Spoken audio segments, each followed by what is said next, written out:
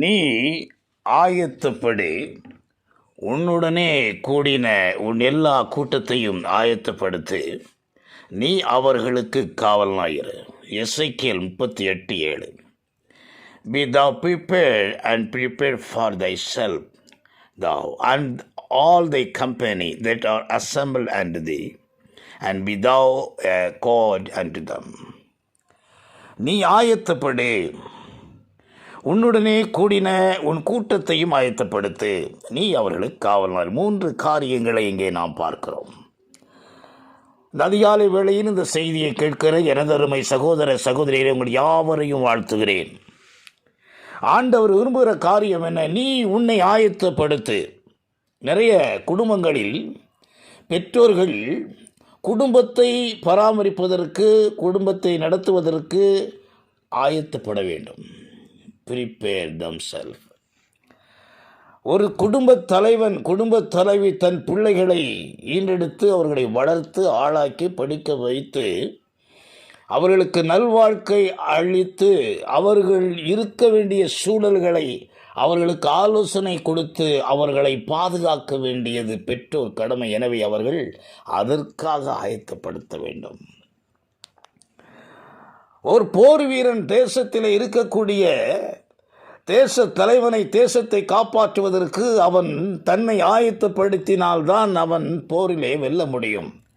அவன் கொடுக்கப்பட்ட குழுக்களை அவன் ஆயத்தப்படுத்த வேண்டும். பொறுப்பை அவன் பாதுகாப்பாக வைத்துக் கொள்ள வேண்டும். வேதத்திலே ஆண்டவர் நம்மை ஆயத்தப்படும்படி பல காரியங்களை சொல்லி இருக்கிறார். மத்தேயு 28:20 நான் உங்களுக்கு கட்டளையிட்ட யாவையும் அவர்கள் கை கொள்ளும்படி அவர்களுக்கு உபதேசம் பண்ணுங்கள். இதோ உலகத்தின் முடிவு பரியந்தம் சகல நாட்களிலும் உங்களுடனே கூட இருக்கிறேன். நான் கட்டளையிட்ட யாவையும் கை கொள்ளும்படி மற்றவர்களுக்கு நான் கற்றுக் கொடுத்ததை போதியுங்கள். அவர்களை தலைவர்களாய் நிறுத்துங்கள். தேசத்தை சுதந்திரிக்கும்படியாக ஜனங்களை ஆயத்தப்படுத்துங்கள் என்று ஆண்டவர் நமக்கு கற்றுக் கொடுக்கிறார். எனவே முதலாவது நாம் செய்ய வேண்டியது ஆயத்தப்பட வேண்டும். ஒரு மாணவன் சரியான முறையிலே படித்து அவன் பரீட்சை எழுதி அவன் வெற்றி பெற வேண்டும் என்றால், பரீட்சைக்காக அவன் தன்னை ஆயத்தப்படுத்தவில்லை என்றால் அவன் வெற்றி பெற முடியாது. அநேகர் வேலைகளுக்கு போகிறார்கள், இன்டர்வியூவில் கலந்து கொள்கிறார்கள். அதில் கலந்து கொள்வதற்கு தங்களை ஆயத்தப்படுத்த வேண்டும். எனவே அது மிகுந்த அவசியமாக இருக்கு. ஒரு காரியங்களை செய்வதற்கு ஆயத்தப்பட வேண்டும் என்றால் எப்படி ஆயத்தப்பட வேண்டும் என்பதை முதலாவது அறிந்து கொள்ள வேண்டும். பாபிலோனின் மதில்கள் மேல் கொடியேற்றுங்கள். எரேமியா 51:12 பாபிலோனின் மதில்கள் மேல் கொடியேற்றுங்கள், காவலை பலப்படுத்துங்கள், ஜாமம் காக்கிறவர்களை நிறுத்துங்கள், பதிவிருப்பவரை வையுங்கள். ஆனாலும் கர்த்தர் எப்படி நினைத்தார் அப்படியே தாம் பாபிலோன் குடிகளுக்கு விரோதமாய் சொன்னதை செய்வார். மதில்களிலே கொடியேற்றுங்கள், காவலை பலப்படுத்துங்கள், ஜாமக்காரரை நிறுத்துங்கள். எத்தனை அற்புதமான ஆலோசனை! என்னுடைய வாழ்க்கையிலும் கூட அருமையானவர்களே, ஆயத்தப்படுத்துவது, ஆயத்தப்படுத்துவது, அதை பாதுகாப்பது, ஊழியமாக இருக்கட்டும், எந்த பணிகளாக இருக்கட்டும், நம்மை ஆயத்தப்படுத்த வேண்டுமாம். கொடுக்கப்பட்ட பணிகளை பொறுப்பாக செய்ய வேண்டுமாம்.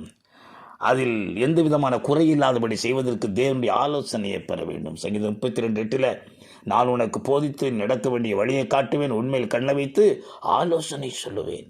கற்றுக் கொடுக்கிறது மட்டுமல்ல, அவர் எப்படி நடக்கணும்னு நம்ம உற்று கவனிக்கிறார். இந்த காலை வேளையில் நம்மை ஆயத்தப்படுத்துவதற்கு அர்ப்பணிப்போமா? வானத்தையும் பூமியையும் சர்வத்தையும் படைத்த நல்ல தகப்பனே, இந்த அதிகாலை வேளையில் ஒரு விசை கூட துதிக்கிறேன், சோத்தரிக்கிறேன். ஆண்டவரே, ஆயத்தப்படுத்தும்படியாய், பிறரை ஆயத்தப்படுத்தும்படியாய், அவர்களை பாதுகாக்கும்படி எங்களுக்கு சொன்ன இந்த அற்புதமான ஆலோசனைக்காக நன்றி. இந்த செய்தியை கேட்கிற ஒவ்வொரு பிள்ளைகளையும் கர்த்தாவே நீர் ஆயத்தப்படுத்துவீராக. ஆசீர்வதியும். இயேசு கிறிஸ்துவின் நாமத்தில் ஜெபம் கேளும் ஜீவனுடைய நல்ல பிதாவே, ஆமென்.